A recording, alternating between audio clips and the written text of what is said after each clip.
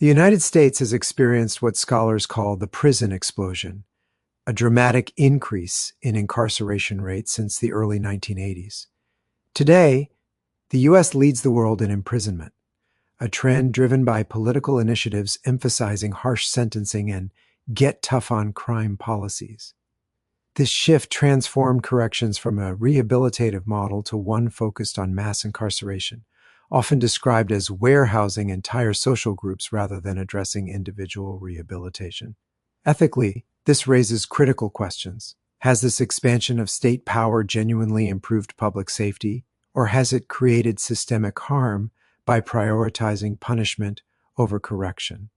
Understanding this historical context is essential for evaluating current correctional practices and their moral legitimacy. Overcrowding is one of the most pressing ethical and operational challenges in U.S. prisons. More than half of states operate above their intended capacity, creating conditions that compromise safety, healthcare, and basic human dignity.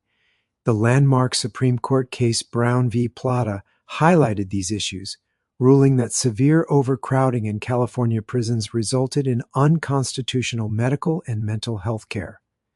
Ethically, the state assumes a duty of care when it incarcerates individuals, meaning it must provide humane living conditions and adequate health care. Failure to meet these obligations not only violates constitutional rights, but also undermines the moral foundation of the correctional system. Supermax prisons and solitary confinement represent the extreme end of incarceration practices. Inmates in these facilities often spend 22 to 23 hours a day in isolation, a measure justified by administrators as necessary for security. However, prolonged isolation has severe psychological consequences, including depression, anxiety, and cognitive decline. Many ethicists argue that long-term solitary confinement constitutes psychological torture, raising profound moral concerns. The challenge lies in balancing institutional safety with the obligation to prevent inhumane treatment. This dilemma underscores the tension between security priorities and the ethical imperative to protect mental health within correctional environments. As prison populations surged, states introduced pay-to-stay programs and other fees to offset costs, effectively billing inmates for their incarceration. These financial burdens often persist after release, creating a debt trap that hinders reintegration and perpetuates cycles of poverty and recidivism. Ethically, imposing such costs raises questions about fairness and rehabilitation. If the goal of corrections includes successful reentry, saddling individuals with insurmountable debt contradicts that objective. This practice exemplifies how economic considerations can overshadow moral responsibilities in correctional policy. The rise of private, for-profit prisons introduces a fundamental ethical conflict. When incarceration becomes a business, profit motives may overshadow justice. Private corporations earn revenue based on occupancy, creating incentives to maintain or increase prison populations rather than reduce crime. Additionally, private facilities often operate with less oversight, raising concerns about accountability and transparency. Critics argue that justice is a core state function that should never be outsourced to entities driven by shareholder interests. This debate highlights the tension between economic efficiency and moral responsibility in corrections. Prisons, as closed environments, are susceptible to corruption, including bribery, contraband smuggling, and sexual misconduct. Factors such as low pay, high stress, and limited oversight create conditions conducive to unethical behavior. The green wall, a culture of silence among correctional officers, parallels the blue wall in policing, further complicating efforts to enforce accountability.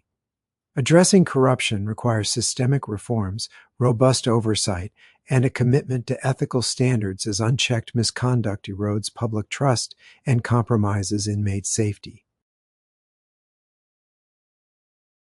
Felony disenfranchisement laws strip millions of Americans of their voting rights, sometimes permanently.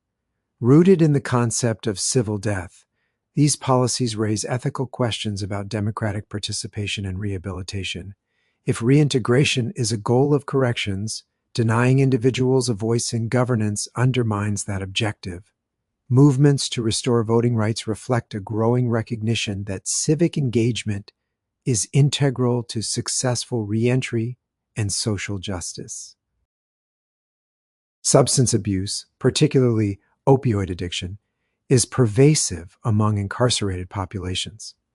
Historically, prisons relied on cold turkey detox methods, but ethical standards now advocate for medication-assisted treatment, MAT, as the community standard of care. Denying inmates access to effective treatment not only exacerbates health disparities, but also undermines rehabilitation efforts. This issue underscores the ethical duty of correctional systems to provide healthcare equivalent to that available outside prison walls. Long-term sentencing policies have led to a graying prison population, creating ethical and financial challenges. Elderly inmates often require costly medical care and pose minimal security risks, prompting questions about the logic and morality of continued incarceration. Addressing this issue requires balancing public safety concerns with humane treatment and fiscal responsibility. Compassionate release policies allow for the early release of terminally ill or incapacitated inmates, yet these laws are rarely utilized. Political fears and bureaucratic hurdles often prevent implementation, resulting in inmates dying behind bars at great expense to taxpayers.